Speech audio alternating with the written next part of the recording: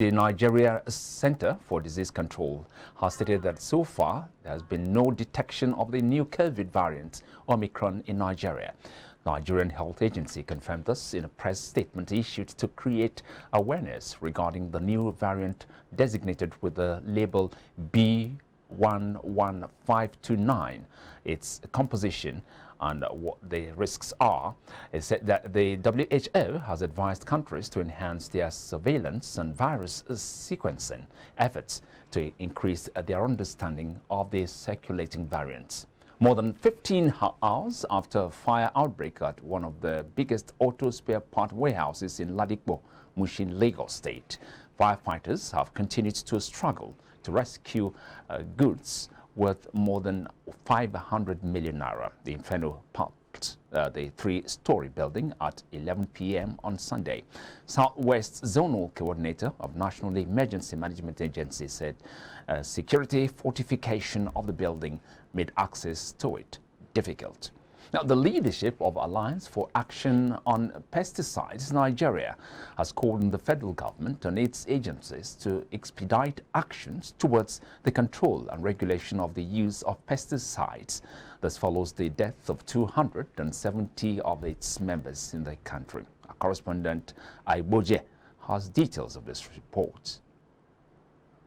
The group, after a two-day dialogue conference and launch of its survey on pesticide regulation and use in Nigeria, said about 40% of pesticide products registered in Nigeria have been withdrawn in the European market due to their toxicity and categorized as highly hazardous pesticides. Hence, the need for federal government to take a closer look at what comes into the country. The Alliance is aware of the continuous rejection of Nigeria's food exports in the global market, especially the EU, due to high pesticide residues in farm products originating from Nigeria. With respect to the gaps between our local and those of the EU pesticide regulations. At the end of the conference, stakeholders at the event will have fashioned ways to reduce the importation of dangerous pesticides in the country. Adegboruwa reporting. The trial of Chidema has failed to continue before Lagos High Court sitting in Tafawa Balewa Square, the Lagos Island area of the state.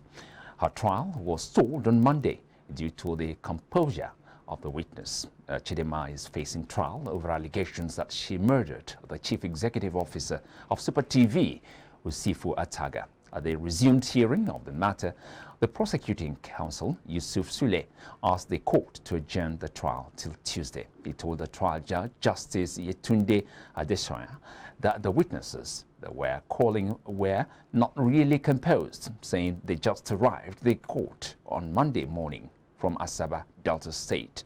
The counsel told the first defendant, Onka Egu, did not object to the application of the prosecution. The Senate is seeking a special salary scale for the Code of Conduct Bureau and Code of Conduct Tribunal in the mode of the ones being used for operatives of the Economic and Financial Crimes Commission and those of the Independent Corrupt Practices and Other Related Offences Commission. The Senate, through the Committee on Ethics, Privileges and Public Petition, made a case for the agencies during the submission of a harmonized report of the budget defense before the Committee on Appropriation Wednesday. Our senior advocate of Nigeria, Adegboruwa, has tackled the federal government over the legality of the judicial panels of inquiry set up to investigate the allegations of police brutality in various states. In a statement on Monday, he faulted the position of the federal government on the outcome of the report of the Lagos State Judicial Panel of Inquiry on restitution for victims of SARS-related abuses and other matters. Although he did not specifically mention any government official, the senior advocate issued the statement barely a day after the Minister of State for Labor and Employment, Festus Keyamo, questioned the legality of the panels. For the latter, the federal government ought to focus more on strengthening the nation's institutions to make them work. According to him, it is wrong for the government to initiate a process and make a U-turn later over an unfavorable outcome. Now, POS business is currently one of the hottest businesses to start in Nigeria.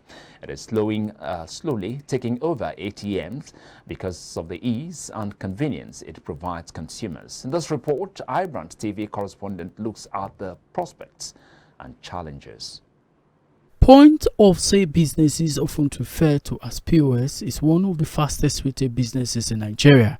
In 2020, POS business rose by 49.51% to 655.75 million, as the total value increased by 47.50% to 4.73 trillion naira and continued to grow in Nigeria. The use of POS is, however, greeted with mixed reactions. While some embrace it for convenience, others detest it due to its attendant bank charges. It reduces stress from going to bank one place to another. At least when you just come, you just put on your ATM card and you get what you want to get. But about the challenges associated with POS business, some agents narrate how they battle network failure and activities of fraudsters. Sometimes this network issue, customers, our mention my debit customers, and we will not be credited. And customers want to have their cash. We will now tell them, no, you can't have the cash. You will need to go to your bank and fill error dispense form there. I wanted to cash out 39,000 from customer, so that the customer will collect 39,000, and then he gave me his ATM card. So I mistakenly withdraw 3,900, and then the customer is a customer that I know very well. His house is not even far from here, and the customer did not even tell me that this is the amount I withdraw. So I gave him the 39,000. The end users also have their own share of the unpalatable experience. They sometimes have to go to their banks to rectify unsuccessful transactions. I've been debited, but the POS lady said she has not received any alert. So at the cost of that, she could not give me money.